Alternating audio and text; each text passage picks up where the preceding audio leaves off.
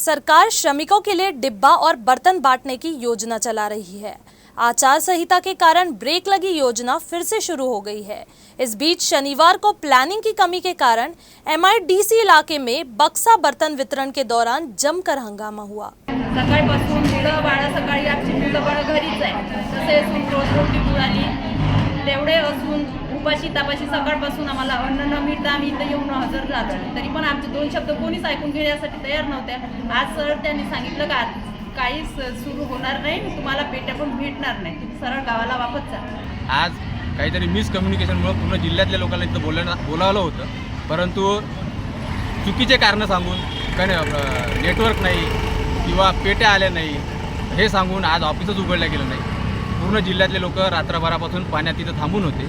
त्यांची मागणी घेऊन आम्ही आज कलेक्टर ऑफिसवर आलो होतो। जे लोक आलेले आहेत जिल्ह्यातील त्यांना डिनर सेट असो किंवा पेट्या असो ते त्यांना देण्यात याव्या, हीच मागणी घेऊन आम्ही आज आलो होतो।